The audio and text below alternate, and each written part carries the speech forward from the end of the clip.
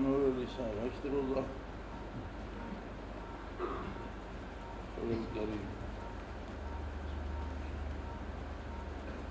علي عباس أحسن صديق اللہ قبول فرمائے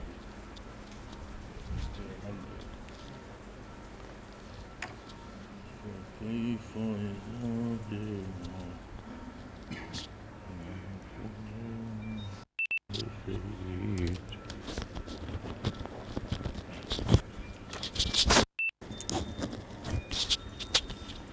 إلهي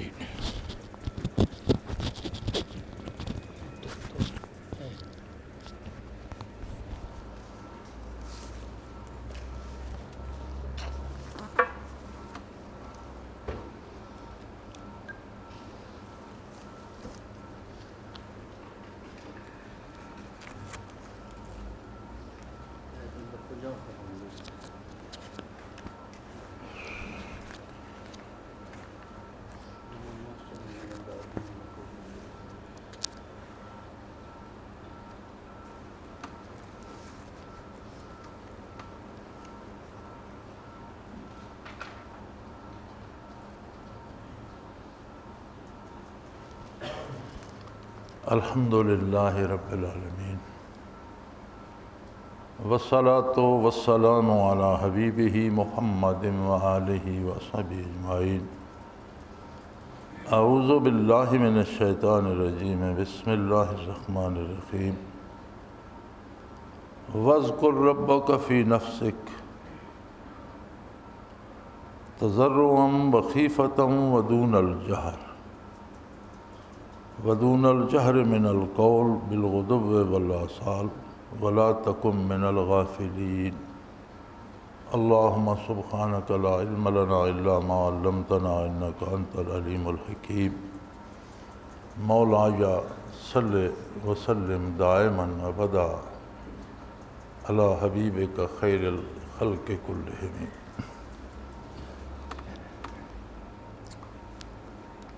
قرآن حکیم اللہ کریم کی وہ آخری کتاب ہے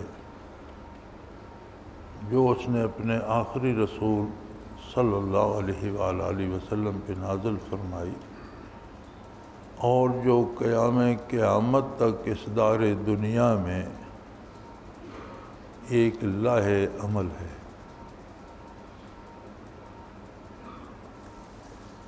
جس کے سوا چارہ نہیں۔ زندگی اپنی رفتار سے رواں رہتی ہے، وقت رکتا نہیں ہے۔ اللہ کا نظام ایسا ہے۔ دار دنیا قائم رہتا ہے، انسان گزر جاتے ہیں، نئے آ جاتے ہیں۔ ایسے غیر معلوم طریقے سے لوگ گزرتے جاتے ہیں، نئے آتے جاتے ہیں۔ میں حیران ہوتا ہوں کہ میں خود اپنے گاؤں کی اکثریت کو نہیں جانتا۔ اتنے نئے چہرے آ گئے ہیں جو ہمارے دیکھے والے نہیں ہیں، اور اپنے ہی گاؤں میں جن سے ہماری واقفیت تھی وہ نظر نہیں آتے، معدود چند رہ گئے۔ کوئی حادثہ نہیں ہوا، کوئی سانحہ نہیں ہوا، کوئی گولی نہیں چلی، کوئی بڑی بات نہیں ہوئی۔ زندگی کی ایک جو روش ہے اس نے بے شمار لوگوں کو تہ خاک چھپا دیا ہے، اور اکثریت ان چہروں کی ہے جن کو ہم نہیں جانتے۔ ہمارے مزاج ان سے نہیں ملتے، ہماری سوچ ان سے نہیں ملتی، ان کی سوچیں مختلف ہیں، ان کے انداز مختلف ہیں۔ جن گلیوں میں ہمارا لڑکپن بیتا تھا اس وقت ان گلیوں کا ماحول کچھ اور طرح کا تھا۔ اب آج کے بچے انہی گلیوں میں، وہ گلیاں اور سی نظر آتی ہیں، ماحول ہی بدل گیا ہے، سمجھ ہی نہیں آتی کہ کیا سوچ رہا ہے، کیا کر رہا ہے۔ اس دار دنیا میں انسان کے آنے اور یہاں سے گزر جانے کا مقصد کیا ہے؟ اصل سوال یہ ہے کہ بندہ پیدا ہوتا ہے، بالغ ہوتا ہے، ذمہ داریاں سنبھالتا ہے، گھر بناتا ہے، بچے پالتا ہے، مر جاتا ہے، بعد میں ختم ہو جاتی ہے۔ تو اس ساری یہ جو تگ و تاز ہے، اس کا نتیجہ کیا ہے؟ کیوں ہے یہ؟ انسان اگر یہ سوچے کہ کوئی چیز جب وہ خود بناتا ہے، کوئی چھوٹا سا مٹی کا برتن بناتا ہے، کوئی چھوٹی سی لکڑی گھڑ کے ایک چیز بناتا ہے، کوئی لوہے کی بناتا ہے، تو کبھی بلا مقصد نہیں بناتا۔ کوئی چیز بھی ہو اس کا مقصد ہوتا ہے، یہ بچے کا کھلونا ہے، یہ دیوار میں ٹانکنے کے لیے ہے، یہ فلاں کام کے لیے۔ کوئی چھوٹی سے چھوٹی چیز انسان ایجاد کرتا ہے تو اس کا مقصد ہوتا ہے۔ تو جس پروردگار عالم نے اتنی وسیع تخلیقات کی اور اتنے عالم ایجاد کر دی، ان کا مقصد تخلیق یقیناً ہوگا، بے مقصد تو نہیں ہو سکتا۔ وہ مقصد کیا ہے؟ اللہ کی ساری مخلوق میں شاہکار مخلوق ہے نوع انسانی۔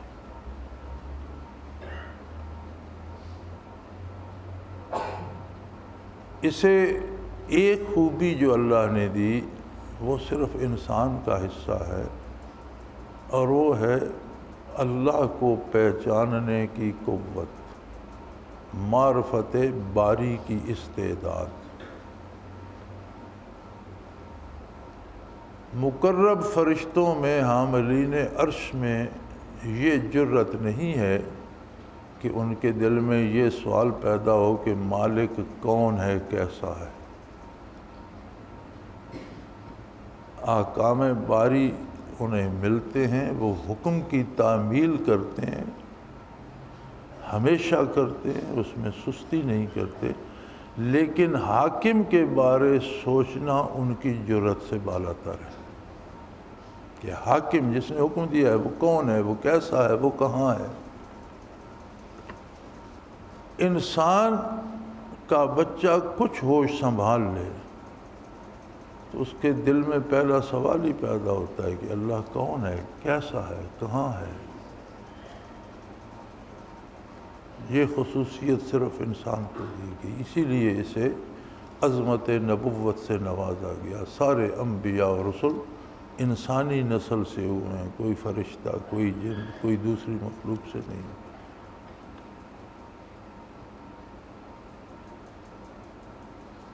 یہ بڑا سادہ سا سوال بظاہر نظر آتا ہے، لیکن بڑا پیچیدہ سوال ہے کہ اللہ کیسا ہے، اس کی ذات کیسی ہے، اس کی صفات کیا ہیں، وہ کہاں ہے، کہاں نہیں ہے، ہمارا اس کا رشتہ کیا ہے، ہمیں وہ دے کیا رہا ہے، ہم سے اس کا مطالبہ کیا ہے، ہم کیا اللہ کو کچھ دے سکتے ہیں کہ اللہ ہم سے مطالبہ کرتا ہے کچھ دینے کا۔ انسان جب بھی انبیاء علیہ السلام کی تعلیمات سے محروم ہوا تو اس نے سوال کا جواب بتوں کی صورت میں گھڑا، توہمات کی صورت میں گھڑا، رسومات و رواجات کی صورت میں گھڑا، لیکن اسے صحیح جواب نہیں مل سکا۔ وہ مولانا ظفر علی خان نے کہا تھا، جو نکتہ بروں سے حل نہ ہوا اور فلسفیوں سے کھل نہ سکا، وہ راز کملی والے نے بتلا دیا چند اشاروں میں۔ وہ نبی کریم صلی اللہ علیہ وسلم کی ذات تھی جس نے اس سوال کا جواب دیا، لا الہ الا اللہ۔ یہ ایک جملہ اس سارے سوال کا جواب تھا کہ حکومت و اقتدار بھی اس کا ہے، مخلوق بھی اس کا ہی ہے، وہ خالق ہے، جو خصوصیات مخلوق کے پاس صفات ہیں وہ بھی اس کی دی ہوئی ہیں، ہر ایک کو ہر طرح کا رزق بھی دے رہا ہے، سمع بصارت ہر چیز، لہذا وہ اکیلا ایسا ہے کہ جس کی اطاعت غیر مشروط کی جائے، بلا چوں و چراں جس کے حکم کے آگے سر تسلیم خم کر دیا جائے، اس بات میں وہ اکیلا واحد ہے، لا شریک ہے۔ کون کہتا ہے؟ فرمایا محمد الرسول اللہ، حضرت محمد صلی اللہ علیہ وسلم نے یہ بات بتلائی ہے۔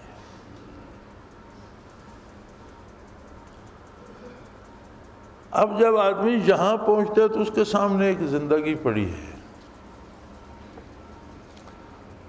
زندگی میں صرف یہ امتحان ہے کہ اللہ نے، اللہ کے دین نے، اللہ کی کتاب نے، اللہ کے حبیب صلی اللہ علیہ وسلم نے اچھا کھانے سے نہیں روکا، اچھا پہننے سے نہیں روکا، آرام کرنے سے نہیں روکا، کاروبار کرنے سے نہیں روکا، شادی کرنے سے منع نہیں فرمایا، گھر بنانے سے نہیں روکا، کسی انسانی ضرورت کے آگے کوئی بند نہیں باندھا۔ ایک ترتیب بتائی ہے، ایک ایسی ترتیب کہ جس کے مطابق زندگی بسر کرے، کمائے بھی، کھائے بھی، گھر بھی بسائے، اولاد بھی پالے، گاڑیاں بھی رکھے، لباس بھی پہنے، لیکن اس سارے سے پتہ یہ چلے کہ یہ جو کچھ کر رہا ہے یہ اپنی پسند سے نہیں، کسی اور کی پسند سے کر رہا ہے۔ کوئی اس کا آقا ہے، کوئی اس کا مالک ہے، اس کے حکم کے مطابق کر رہا ہے کہ ایک چیز کہتا ہے یہ کھاؤں گا، دوسری جو جائز نہیں ہے وہ دو تو مفت بھی دو تو کہتا ہے میں نہیں کھاؤں گا۔ کیوں نہیں کھاؤ گے؟ مجھے میرے مالک نے روکا۔ رمضان المبارک آتا ہے تو طلوع فجر کے بعد روزہ بند کرنے کے بعد غروب آفتاب تک کچھ بھی نہیں کھاتا، حلال بھی نہیں کھاتا، پانی بھی نہیں پیتا۔ کیوں؟ پتہ چلتا رہے کہ یہ بندہ ہے اور مالک وہ ہے، اس کا کھانا پینا سونا جاگنا اس کے حکم اور اس کے بنائے ہوئے نظام کے مطابق ہے۔ یہ ہے اسلام، سادہ سی بات۔ اس سارے کا کیا حاصل ہوگا؟ اگر بندہ ساری زندگی اطاعت الہی میں بسر کرتا ہے تو اس سے سارا حاصل کیا ہوگا؟ وہ جسے الٹیمیٹ رزلٹ کہتے ہیں، ما حاصل، اس کا نتیجہ کیا ہوتا ہے؟ اس کا نتیجہ یہ ہے کہ انسان کی نظر مخلوق ہے اس عالم آب و گل میں، اس کی سوچ مخلوق ہے، اس کا دماغ اور دماغی استعداد بہت وسیع دی ہے اللہ نے اسے۔ سائنسدان کہتے ہیں کہ ابھی تک انسانی دماغ کا 10% استعمال ہوا ہے، 90% باقی ہے۔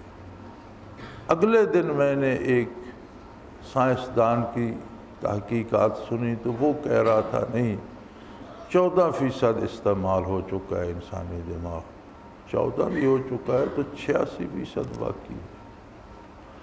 اب اگر یہ وہ 86% بھی اگر 14% استعمال ہوا ہے تو ہوائی جہاز سے بڑھ کر راکٹ جو فضاؤں میں تیر رہے ہیں، اگر باقی 86% بھی کسی زمانے میں یہ استعمال کر لیتا ہے تو پتہ نہیں کیا کیا چیزیں ظہور پذیر ہوں گی جن کے بارے آج سوچا بھی نہیں جا سکتا۔ لیکن یہ سب کیا ہے؟ اس کی عطا ہے، اس کے پاس اپنا کچھ بھی نہیں، اس کا دیا ہوا ہے۔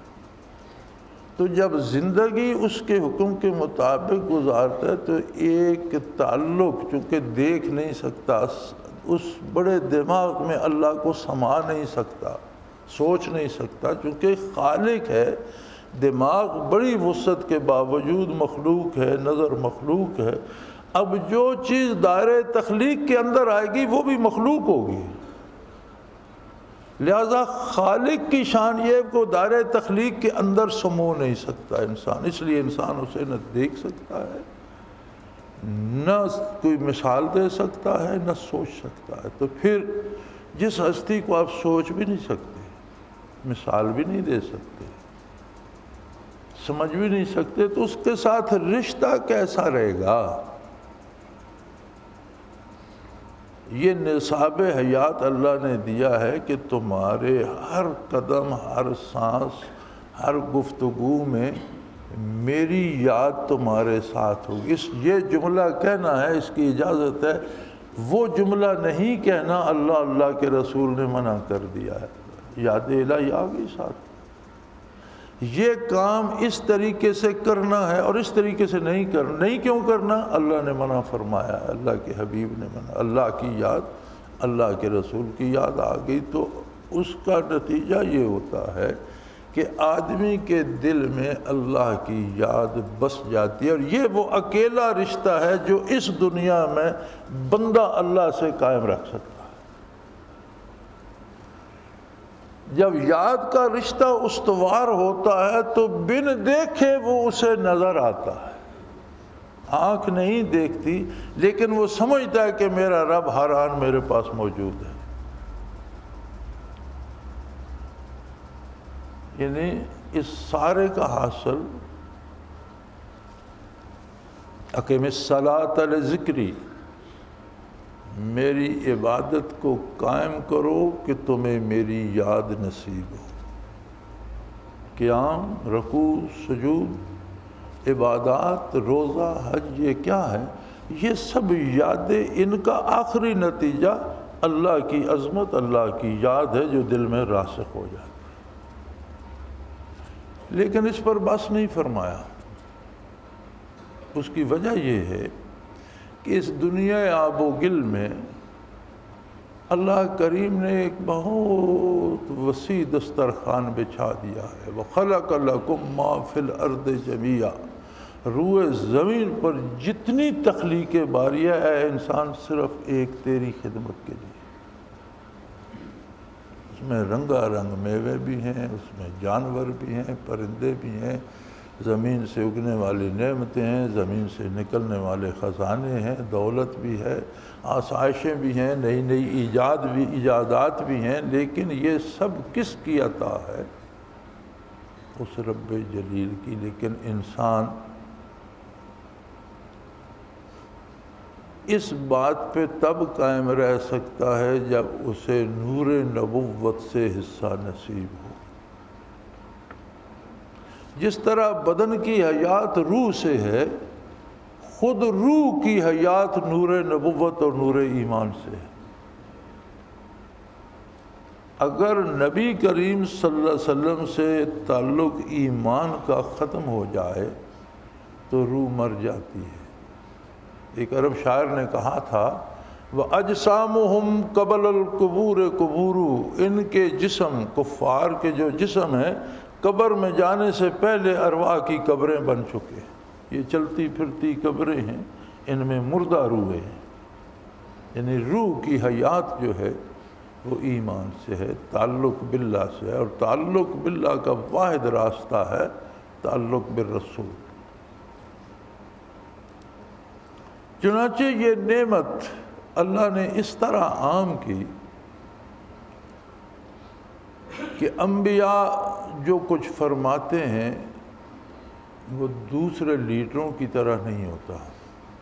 دنیا میں بڑے بڑے لیڈر ہوئے ہیں اور انہوں نے دنیا کے جغرافیے بدل کر رکھ دیے، قوموں کے حالات بدل کر رکھ دیے، ملکوں کے نقشے تبدیل کر دیے، بڑے بڑے لوگ ہوئے۔ لیکن سب کے پاس کیا تھا؟ انسانی جذبات کو ابھارنے کا فن تھا۔ وہ تقریریں کرتے تھے بڑی پرجوش لچھے دار، اور لوگ ان پہ فریفتہ ہو کے ان کے ساتھ مل جاتے تھے۔ جو کام وہ کہتے تھے وہ کر گزرتے تھے۔ ہٹلر نے عالمی جنگ چھیڑ دی، ماؤ زے تونگ نے چین میں پورا انقلاب برپا کر دیا، مسولینی نے کیا کچھ نہیں کیا، اور مشاہیر عالم کی حالات، نپولین بوناپارٹ کو دیکھیں، بے شمار، سکندر اعظم کو دیکھیں، کسی کو۔ لیکن وہ کیا تھا؟ جذبات کو بروئے کار لائے، انسانی جذبات کو استعمال کرنے کا فن آتا تھا انہیں۔ جب جذبے سرد ہوئے، لوگوں کی آنکھ کھلی، تو آج جرمنی میں ہٹلر کا نام لینا ممنوع ہے اور چین میں دیواروں پر ماؤ زے تونگ کے حق میں گالیاں لکھی ہوتی ہیں۔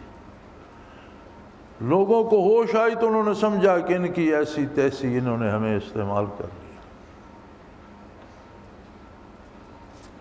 نبی لوگوں کے جذبات استعمال نہیں کرتا، بلکہ نبی جو ارشاد فرماتا ہے اس کے ساتھ کیفیات ہوتی ہیں، وہ صرف الفاظ نہیں ہوتے، ان الفاظ کے ساتھ کیفیات ہوتی ہیں۔ الفاظ کانوں سے ذہن میں جاتے ہیں، کیفیات دل میں اتر جاتی ہیں، اور بندے کو ویسا محسوس ہونے لگتا ہے جیسا اللہ کا نبی فرماتا ہے،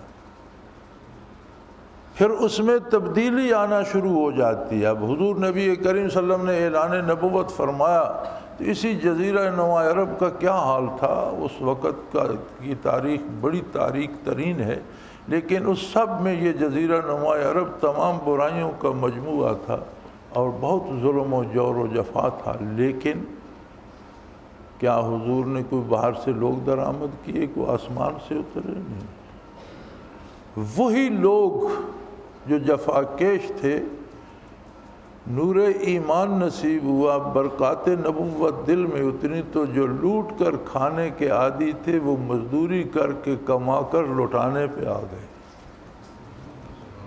جو لوگوں کے گلے سے نوالا نکال لیتے تھے بھوکے رہ کر بھوکوں کو کھلانے پہ آ گئے، یعنی 100% تبدیل ہو گئے، لوگ وہی تھے، اور ایسے تبدیل ہوئے کہ ایک محدود عرصے میں انہوں نے روئے زمین کے حالات بدل کر رکھ دیے۔ یہ کیوں ہوتا تھا؟ نبی علیہ السلام جو قرآن سناتے تھے، جو حدیث ہوتی تھی وہ قرآن کی تفسیر ہوتی تھی۔ لِتُبَيِّنَ لِلنَّاسِ مَا نُزِّلَ إِلَيْهِمْ، آپ کا منصب جلیلہ یہ ہے کہ لوگوں کو یہ وضاحت سے سمجھا دیجئے کہ جو نازل ہوا ہے قرآن، اس کا مفہوم اور مراد اس سے کیا ہے۔ یہ منصب بھی نبوت کا ہے، قرآن کی تفسیر کرنا، اور ساری حدیث قرآن کی تفسیر ہے، سنت جو ہے وہ قرآن کی تفسیر ہے۔ ام المومنین حضرت عائشہ صدیقہ رضی اللہ تعالیٰ عنہ سے کسی نے سوال کیا تھا کہ اماں جی میں چاہتا ہوں کہ آپ نبی کریم صلی اللہ علیہ وسلم کے اخلاق کریمانہ مجھ پر بیان فرمائیں۔ دولت قدے پہ تشریف ہوتے تھے تو کوئی حاضر خدمت ہوتا تھا تو آپ کس طرح پیش آتے تھے، باہر جاتے تھے تو کیا کرتے تھے، ایک آپ کے اخلاق عالیہ کی ایک تصویر میرے دل میں بن جائے۔ انہوں نے بڑا سادہ سا جواب ارشاد فرمایا کانا خلقہ القرآن، آپ کے اخلاق عالیہ قرآن میں پڑھ لو، جو قرآن حکم دیتا ہے وہ آپ کرتے تھے، وہی آپ کا مزاج عالی تھا، وہی اخلاقیات عالیہ، یعنی آپ کی حیات مبارکہ، آپ کی سنت، آپ کے ارشادات عالیہ تفسیر قرآن ہے۔ یہ برکات نبوت جب در آتی ہیں، اب صحابہ کرام نے بھی وہی کلمہ پڑھا الحمدللہ جو ہمیں نصیب ہے، یہی 5 نمازیں ان پر فرض تھیں جو ہم پر ہیں، یہی جمعۃ المبارک ان کے لیے بھی تھا جو ہمارے لیے ہے۔ ہمیں کیا مصیبت ہے، یہ سب کچھ کرنے کے بعد ہماری عملی زندگی میں کچھ نہیں بدلتا، اور وہ نمازیں فرض نہیں ہوئی تھیں تو بدل گئے، ابھی روزے فرض نہیں ہوئے تو بدل گئے، ابھی جمعے کا کوئی تصور نہیں تھا تو ان کی عملی زندگی سراسر بدل گئی۔ نمازیں بعد میں فرض ہوئیں، رمضان شریف کا حکم بعد میں آیا، سود بعد میں حرام ہوا، حلال و حرام کی قیود بعد میں وقتاً فوقتاً لگتی رہیں، لیکن ان کی زندگیاں، ان کی مبارک زندگیاں تو جب کلمہ پڑھتے گئے بدل گئی۔ فرق کیا تھا؟ فرق یہ تھا کہ جو صحبت پیغمبر صلی اللہ علیہ وسلم تھی، جو انوارات قلب عطر سے ان کے دلوں میں آئے، انہوں نے زندگیاں بدل دی، اور وہ اس طرح سے آئے کہ قرآن کریم فرماتا ہے ثم تلین جلودہم وقلوبہم الی ذکر اللہ، کھال سے لے کر نہا خانہ دل تک ہر جزو بدن ان کا اللہ اللہ کرنے لگا۔ آج کی سائنس کہتی ہے کہ ایک بندے کے بدن میں 2.5 کھرب سیل ہوتے ہیں، دنیا کی آبادی لم سم 6 ارب ہے انسانی آبادی، 100 ارب سے 1 کھرب بنتا ہے۔ ایک بندے کے وجود میں وہ 4 فٹ کا ہو یا 7 فٹ کا، اس کے سیل بڑے چھوٹے ہوتے ہیں، تعداد لم سم تقریباً 2.5 کھرب ہوتی ہے باڈی سیلز۔ تو جس وجود کے قرآن کی خبر کے مطابق سارے باڈی سیل ذاکر ہو گئے، جس وجود سے ہر لمحے 2.5 کھرب بار اللہ کا نام نکلا، اس میں تبدیلی نہ آئے گی تو کیا ہوگا؟ ہم میں کیوں نہیں آتی؟ ہم میں اس لیے نہیں آتی کہ ہم باتیں سنتے ہیں اور ایکٹنگ کرتے ہیں کہ اس طرح کا عمل کر لیں۔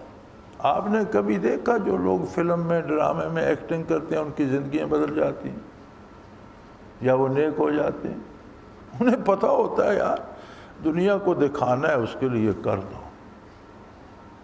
وہ جملے بھی بولتے ہیں، بڑے درد مندانہ جملے بھی بولتے ہیں، بڑی جرأت مندانہ بھی بولتے ہیں، اس طرح کے حلیے بھی بناتے ہیں، فیس امپریشن بھی بناتے ہیں، اس طرح کا کام بھی کرتے ہیں، اور جب چھٹی ہوتی ہے تو سارا کچھ اتار کے پھر جیسے پہلے تھے ویسے۔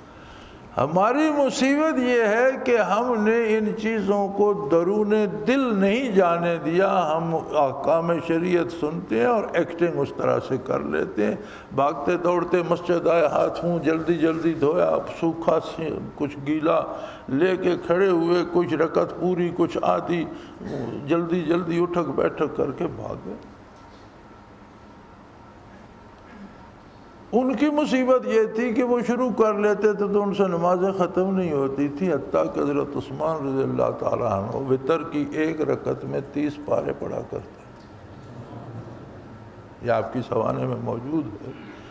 کیا عجیب بات ہے یار، ساری رات کھڑے قرآن ہی پڑھتے رہو۔ ہمیں تو کل شریف ہم پورا نہیں پڑھتے، آدھا پادھا کھینچ تان کر بھاگ جاتے ہیں۔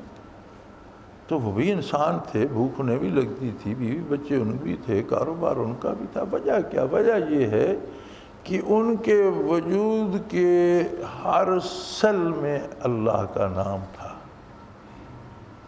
ہماری زبان سے نیچے نہیں اترتا۔ قرآن حکیم میں جہاں تک مجھے یاد ہے، مجھے باتیں صحیح یاد نہیں رہتی، کمزوری ہے میری۔ علماء کو یاد رہتی ہیں، میں عالم نہیں ہوں نا۔ تو کم از کم 800 بار بالواسطہ ذکر الہی کا حکم دیا گیا۔ ایمان کے بعد اسلام پر عمل، نماز، روزہ، حج، زکوٰۃ، اس کے بعد یہ ذکر کا حکم، اور اتنی تکرار کے 800 بار دیا گیا۔ 36 بار براہ راست ہے، اور قرآن کی آیت سے جو حکم براہ راست ہوتا ہے اسے کہتے ہیں منصوص، یعنی نص قرآنی سے ثابت ہے، وہ فرض ہوتا ہے، واجب ہوتا ہے۔ جو حکم قرآن کی آیت سے براہ راست ثابت ہوتا ہے وہ واجب یا فرض ہوتا ہے، اس سے کم درجے کا نہیں ہوتا۔ قرآن حکیم نے اگر ایک حکم کو 836 بار دہرایا ہے، اس کا مطلب ہے بہت ہی انتہائی ضروری حکم ہے، کیونکہ قرآن کا تو کمال یہ ہے کہ اس نے پوری دنیا کی قیامت تک کی رہنمائی کے لیے ان 30 پاروں میں نصاب مقرر کر دیا۔ یہ بہت بڑا اعجاز ہے۔ جزیرہ نما عرب میں بیٹھ کر ایسا نظام حیات دینا جو بحر منجمد شمالی سے بحر منجمد جنوبی تک قابل عمل بھی ہو، مفید بھی ہو، یکساں نفع بخش بھی ہو، ہر شخص کے لیے عمل کرنا آسان بھی ہو، یہ خود بہت بڑا معجزہ ہے۔ اور پھر ایک وقت میں آنے والی قیامت تک کی صدیوں کے لیے مقرر کر دینا، کیا کیا حالات بدلیں گے، کیا کیا ایجاد ہوں گی، کیا کیا تبدیلیاں آئیں گی، لیکن احکام میں کچھ بدلنے کی ضرورت پیش نہ آئے، یہ کتنا بڑا معجزہ ہے، اور مختصر ترین الفاظ۔ تو پھر اس ایک ذکر کے حکم کو 836 بار دہرانے میں کیا حکمت ہے؟ یہ اس کی اہمیت بیان فرمانا مقصود ہے۔ جیسے اس آیہ کریمہ میں فرما دیا جو میں نے آج آپ کے سامنے تلاوت کرنے کی سعادت حاصل کی ہے، فرمایا وَاذْكُرْ رَبَّكَ فِي نَفْسِكَ، اپنے رب کو یاد کر اپنے دل کے اندر،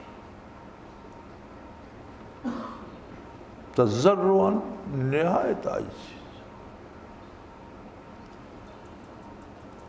وخیفتاً ودون الجہر من القول، نہایت عاجز، عظمت الہی سے لرزاں و ترساں کہ میں اور تیرا نام، میں حقیر انسان، میں غلاظتوں کا پلندہ، مجھے ایک کانٹا چبھ جائے تو وضو باطل ہو جاتا ہے، تھوڑا سا خون نکل آئے، یعنی میری جلد ہی دھوئی ہوئی ہے، اس میں ایک کانٹا بھی چبھ جائے تو اندر سے خون نکل کر چل پڑے تو وضو توڑ دیتا ہے، کوئی چیز اندر سے خارج ہو تو لباس کو ناپاک کر دیتی ہے، کیا اندر سارا گند مند بھرا ہوا ہے، اوپر سے ہم نے اسے پاک کر رکھا۔ میری یہ حیثیت جس کا بدن اندر سے ساری چیزیں ناپاک، خون نکلتا ہے تو ناپاک ہو جاتا ہے، وضو ٹوٹ جاتا ہے، کپڑے سے لگتا ہے کپڑے کو ناپاک کر دیتا ہے، میں اور تیرا نام، اپنی حیثیت یاد کر کے فرمایا عاجزی، وخیفتاً، نہایت ایسی کیفیت سے کہ میں کچھ بھی نہیں ہوں اور میری یہ جرأت رندانہ یہ تیری عطا ہے کہ مجھے نام لینے کی توفیق عطا کر دی، ودون الجار، بغیر آواز نکالے،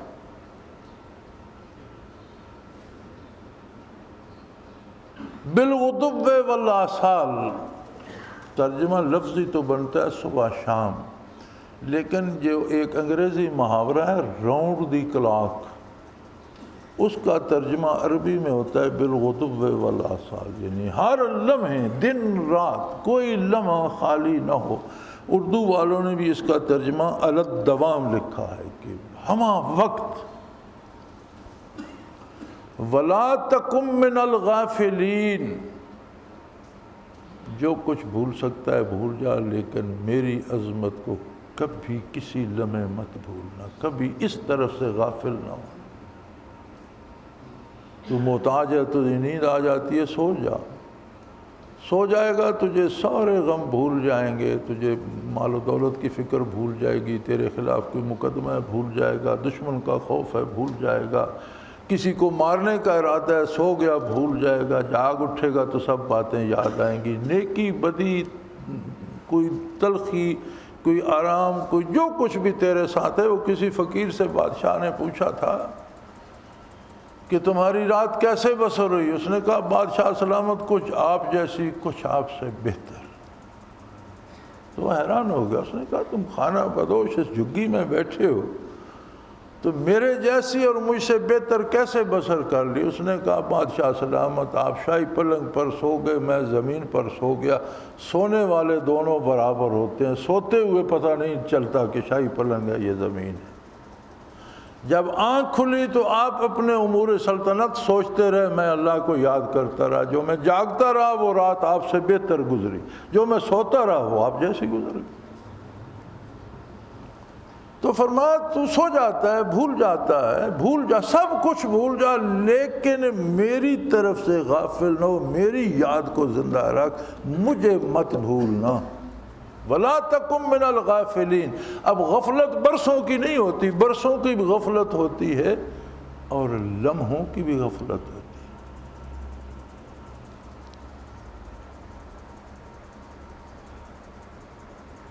رفتم کے خار از پا کشم، فارسی شاعر نے کہا تھا رفتم کے خار از پا کشم، محمل نہاں گشت از نظر، میں نے چاہا کہ پاؤں کا کانٹا نکال لوں تو اتنی دیر میں محبوب کی سواری آنکھوں سے اوجھل ہو گئی، میں کانٹا نکالنے میں لگ گیا، کانٹا تو نکل گیا لیکن میں محبوب کی سواری کے ساتھ جا وہ تو آنکھوں سے اوجھل ہو گئی۔ رفتم کے خار از پا کشم، محمل نہاں گشت از نظر، یک لحظہ غافل چوں شدم، صد سالہ راہم دور شد۔ ایک لمحے کی غفلت نے مجھے صدیوں پیچھے پھینک دیا۔ تو غفلت تو ایک لمحے کی بھی ہوتی ہے۔ قرآن کہتا ہے وَلَا تَكُن مِّنَ الْغَافِلِينَ، کبھی غافل مت ہو۔ میرے بھائی مجھے بتاؤ، جو یہ سوال کرتے ہیں یہ ذکر قلبی کیوں کرتے ہو، اس آیت کا کوئی نمونہ عملی بنا کر مجھے دکھائیں کہ قلبی ذکر کے علاوہ کوئی دوسرا راستہ بھی ہے۔ سوتے میں بے ہوشی میں بھی قلب ہی چلتا ہے، جب تک موت نہیں آتی قلب غافل نہیں ہوتا۔ آپ سو جائیں وہ چل رہا ہے، آپ بے ہوش ہو جائیں وہ چل رہا ہے، آپ صحت مند ہیں چل رہا ہے، آپ بیمار ہیں وہ ماں کے پیٹ سے دھڑکنا شروع کرتا ہے، اور جب وہ رکتا ہے تو زندگی ختم ہو جاتی ہے۔ ایک پرزہ انسان کے بدن میں ایسا ہے جو کبھی رکتا نہیں، اور وہ قلب ہے۔ جب خاموشی لب بھی نہیں کھولنے، یاد بھی فرمایا فی نفس اندر گہرائی میں دل میں مجھے یاد کر، تاکہ غفلت نہ آئے۔ دل نے تو غافل نہیں ہونا، اس نے دھڑکتے رہنا ہے۔ تو بیمار ہے وہ دھڑک رہا ہے، تو صحت مند ہے وہ دھڑک رہا ہے، تو سفر میں ہے وہ دھڑک رہا ہے، تو آرام کر رہا ہے، تو کسی سے لڑ رہا ہے وہ دھڑک رہا ہے، کوئی تجھے مار رہا ہے وہ دھڑک رہا ہے۔ وہ جب رکے گا تو زندگی ختم ہو جائے گی۔ فرمایا مجھے وہاں یاد کر، میرے نام کو وہاں بٹھا کہ تو سو جائے تو بھی میری طرف سے غفلت نہ آئے، کہ دل دھڑکتا رہے اور اس سے اللہ اللہ نکلتی رہے۔ قرآن کریم کا جو حکم آیہ مبارکہ سے ثابت ہو اسے منسوسی حکم کہتے ہیں، کہ یہ منسوس ہے، یعنی قرآن کی نص سے آیت سے ثابت ہے اور وہ واجب ہوتا ہے۔ تو یہ تو فرض ہے، واجب ہے، اس کے بغیر تو بات بنتی ہی نہیں۔ اس کے پھر یہ سورہ اعراف کی آخری آیات میں سے ہے، اس کے بعد ایک آیت سجدہ ہے، سورہ اعراف کی آخری آیت ہے نامہ پارے میں۔ کسی کو جو کہتا ہے ذکر قلبی کیوں کرتے ہو، یہ آیت نکال کر دو اور اسے کہو اس کا عملی نمونہ بتا کر مجھے بنا کر سمجھا۔ ہم چھوڑ دیں گے، ہم وہ اختیار کر لیں گے، لیکن اگر اس کے سوا چارہ ہی نہیں، اس کے سوا بات بنتی ہی نہیں۔ اور انسان کا رشتہ ہی اللہ سے یاد کا ہے۔ اپنے مالک کا شکر بھی تبھی ادا کر سکتا ہے کہ اسے یاد اس کے دل میں ہو، اس کے ساتھ رابطہ بھی یاد ہی کا ہے۔ سو میرے بھائی، یہ تو حکم دے رہا ہے وَاذْكُرْ رَبَّكَ، وہ تیرا رب ہے، اس نے تجھے اتنی نعمتیں دے رکھی ہیں جو تو گن نہیں سکتا، تجھے پتہ ہی نہیں تجھے کتنے نعمتیں۔ وَإِن تَعُدُّوا نِعْمَتَ اللَّهِ لَا تُحْصُوهَا، تو گن ہی نہیں سکتا۔ ہمارا جسم ایک عالم ہے جس میں ایک بہت 2.5 کھرب مخلوق بستی ہے، 250 ارب، 100 کروڑ کا 1 ارب ہوتا ہے، اور 100 ارب کا 1 کھرب ہوتا ہے۔ 2.5 کھرب مخلوق اس وجود میں بس رہی ہے۔ پھر آج کا سائنسدان اور آج کی تحقیق کہتی ہے کہ کوئی باڈی سیل 6 مہینے سے زیادہ نہیں چلتا، اس کی اتنی زندگی نہیں ہوتی، یعنی پورا آپ کا بدن 6 مہینے میں بدل جاتا ہے، نئے سیل آ جاتے ہیں، پرانے نکل جاتے ہیں۔ آپ نے یہ دیکھا آج کل ایک سوراخ رساں کتے لے آتے ہیں اور وہ سونگھتے چلے جاتے ہیں، یہاں سے بندہ گزرا، یہاں سے، وہ کیا سونگھتے ہیں؟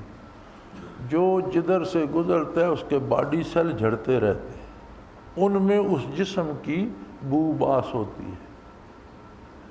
آپ کپڑا قمیض پہنی آپ نے، صبح شام کو اتار کر اسے ٹانگ دیں، دوسری صبح اس سے کوئی بندہ سونگے تو بتائے گا کہ یہ تمہاری قمیض ہے، تمہاری جسم کی اس سے بو آ رہی، اس میں وہ آپ کے سیل جو گر رہے ہوتے ہیں اس میں چمٹے ہوئے ہوتے ہیں۔ جدھر سے گزرتا جاتا ہے، جہاں بیٹھتا ہے وہ سیل جھڑتے رہتے ہیں۔ اچھا عجیب نظام ہے، اب سائنس کہتی ہے کہ جی وہ ہر سیل اپنا مسیل پیدا کر کے خود مر جاتا ہے۔ جو وہ مسیل پیدا کرتا ہے اگر اس میں کوئی کمی یا خامی یا کمزوری ہوتی ہے تو دماغ سے ایک برقی رو آتی ہے اور اس کی اصلاح کر دیتی ہے، اسے ٹھیک ٹھاک کر دیتی ہے۔ بچپن سے جو سیل تبدیل ہوتے ہیں وہ اپنے سے تکڑے پیدا کرتے جاتے ہیں، جوانی میں اپنے جیسا پیدا کرتے ہیں، جب بڑھاپا آتا ہے تو جو نئے سیل بنتے ہیں وہ پہلے سے کمزور ہوتے ہیں، پھر آہستہ آہستہ ہر چیز کمزور ہونا شروع ہو جاتی ہے، نظر کمزور ہو گئی، دانت جھڑ گئے، بال سفید ہو گئے۔ اور مزے کی بات آج کی سائنس کہتی ہے کہ ہر سیل میں، خواہ اس کی زندگی 6 مہینے ہے، ہر سیل میں ایک پوری کتاب موجود ہے جس میں اس آدمی کی پوری زندگی کی تفصیل درج ہے، ہر سیل میں نحن اقرب الیہ من حبل الورید، ہر اس چھوٹے سے سیل میں پوری زندگی کی کتاب موجود ہے۔ یہاں تک وہ سائنسدان کہتے ہیں کہ سیل کسی کا پڑھا جا سکے تو اس کتاب سے یہ بھی پتہ چل جاتا ہے کہ کون سی عمر میں ایک بال اس کا سفید ہوگا، کون سی عمر میں داڑھ میں درد ہوگا، کس عمر میں نظر کم، یہ پوری تفصیل پورے جسم کی مرتے دم تک اس کتاب میں موجود ہے، اور ہر سیل میں ایک کتاب ہے۔ یار سائنس کی تو یہ ساری لوگ مانے جا رہے ہیں، جب قرآن کہتے ہیں، جب نبی کہتے ہیں تو سب کے دل میں سوال پیدا ہو جاتا ہے، یہ کیسے ہو سکتا ہے؟ تو یہ کیسے ہو سکتا ہے جو سائنس کی مان رہے ہو؟ بہرحال میرے بھائی، یہ معمولی دولت نہیں ہے ذکر قلبی۔ پہلی بات تو یہ ہے کہ اس کے بغیر قرآن کے احکام کی تعمیل ہی نہیں ہوتی، اور یہ اتنا ضروری ہے کہ 836 بار اس کا حکم دہرایا گیا۔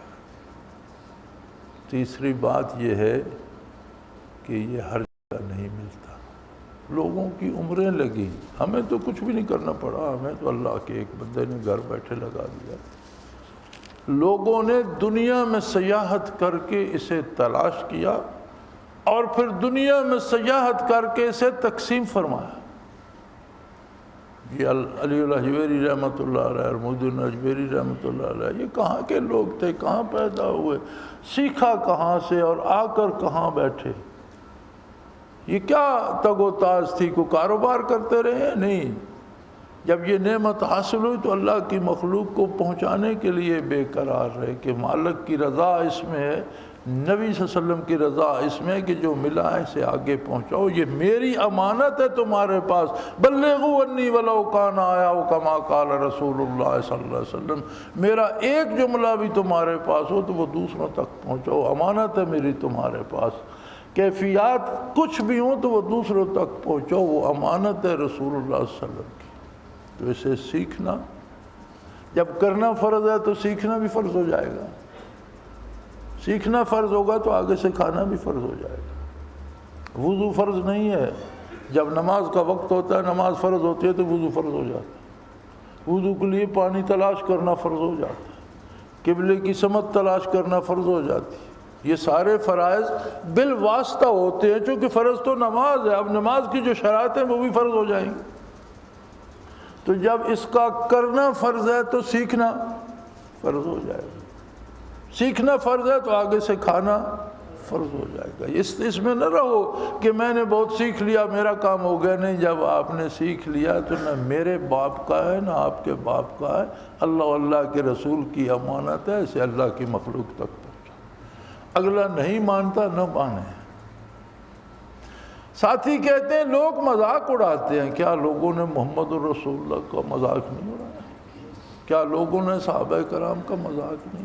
یار کسی کے لیے مذاق بھی اڑوا کے دیکھ لو، انسان تو انسان کی دوستی کے پیچھے مذاق اڑواتا رہتا ہے، اللہ کے نبی کی دوستی نصیب ہو تو کوئی اس پہ مذاق اڑائے تو شکر کرو کہ وہ سرٹیفکیٹ دے رہا ہے کہ تمہارا تعلق ہے، نہ ہوتا تو مذاق کیوں اڑاتا، گالی دیتا ہے، پتھر مارتا ہے، تو کیا نبی کریم صلی اللہ علیہ وسلم نے یہ ساری صحبتیں برداشت نہیں کی؟ اللہ کے پیغام کو کیا کسی نبی نے کہا ہے کہ یا اللہ لوگ میرا مذاق اڑائیں گے، لوگ بتوں کے پجاری ہیں، عادی ہیں، محسوس خدا کو پوجنے کے، تو میں اب یہ کہوں گا تو لوگوں نے کیا کیا نہیں کہا؟ دیکھو جی باپ دادے کے چھوڑ دے سارا اور آپ کی بات مان لیں، کیوں مان؟ اتنی وسیع کائنات کا ایک معبود کیسے ہو سکتا ہے؟ یہ ساری باتیں لوگوں نے تانے بھی دی. کہا کسی نے کہا جادو ہو گیا، کسی نے کہا کسی نبی کو کہا گیا یہ پاگل ہو گیا، یہ دیوانوں جیسی باتیں کر. آپ دیکھیں قرآن کریم سب کے حالات بیان فرماتا ہے. کون سا تانا ہے جو نبیوں کو نہیں دی گیا اور سب نے خندہ پیشانی سے قبول کیا اور فرمایا لا اسألک علیہ من اجر. ہر نبی نے کہا میں اس پر تم سے اجرت تو نہیں لے رہا، تم سے پیسہ نہیں لینا چاہتا، تم سے ووٹ نہیں مانگ رہا، تم سے اقتدار نہیں، میں تم سے لینا کچھ نہیں چاہتا، میں تو تمہیں کچھ دینا چاہتا ہوں. تم کیسے عجیب لوگ. لہٰذا دین کو پیشہ نہ بنایا جائے کہ لوگ مجھے پیر صاحب سمجھنے لگے، لوگ میرے ہاتھ اور گھٹنے چومنے لگے، لوگ مجھے بڑا سمجھنے. بڑا تو اللہ ہے، بندہ بڑا کیسے ہو؟ جس کی کھال کے اندر سب کچھ ناپاک ہے وہ بڑا کب سے ہو گیا؟ کہ جس کے جسم کے کسی حصے سے چہرہ سب سے اچھا ہے، یہاں سے تھوڑا سا خون نکال دو کہ وہ اپنی جگہ سے چل پڑے تو وضو باطل ہو جائے گا. خون کپڑے سے لگے کپڑا ناپاک ہو. یار اس کھال کے اندر سارا ہی گند مند بھرا ہوا ہے تو بڑا کیسے ہو گیا؟ بڑا کہاں سے آ گیا؟ بڑائی کہاں سے آ گئی؟ یہ تو بات تعلق کی ہے. اللہ اللہ کے حبیب سے تعلق نصیب ہوا، اس کا تقاضا ہے کہ ان کا پیغام آگے پہنچایا جائے. جتنا کوئی کر سکے یہ توفیق الہی ہے. اور مجھے سمجھ نہیں آتی کہ لوگ قرآن کو کیسے پڑھتے ہیں اور پھر انہیں یہ کیسے سوال پیدا ہوتا ہے کہ ذکر قلبی کیوں کرے. اس کے بغیر تو کوئی راستہ ہی نہیں. یا پھر یہ آیہ کریمہ جو بندہ پوچھتا ہے کہ کیوں کرتے، اسے کہیں اس کی عملی شکل بنا کر دکھاؤ کہ دل میں یاد ہو، لب سے آواز بھی نہ نکلے، خوف اور عجز اور تضرع اور زاری بھی ہو، اور بھول کا کوئی لمحہ نہ آئے بے ہوشی میں اور نیند میں بھی. وَلَا تَكُن مِّنَ الْغَافِلِينَ. کوئی لمحہ غفلت کا نہ آئے، ذکر کا تسلسل نہ ٹوٹے. سانس ٹوٹتی ہے تو ٹوٹ جائے، یہ تسلسل نہ ٹوٹے. پھر یہ ایسی دولت ہے کہ انسان مر جاتا ہے، دل کی دھڑکن رک جاتی ہے، ذکر الہی نہیں رکتا. یہ چلتا رہتا ہے، قبر میں بھی، برزخ میں بھی، حشر میں بھی چلتا ہوا اللہ اللہ کرتا ہوا اٹھے گا. کتنے خوش نصیب ہوں گے وہ لوگ جو میدان حشر میں آئیں اور ان کے وجود سے ہر لمحے 2.5 کھرب بار اللہ اللہ نکل رہی ہو. کیا عجیب لوگ ہوں گے، کیا منظر ہوگا، کیسے اللہ کے بندے ہوں گے. وآخر دعوانا ان الحمدللہ رب العالمین. جناب آپ کی سنتیں رہتی ہیں، ادا فرما لیں.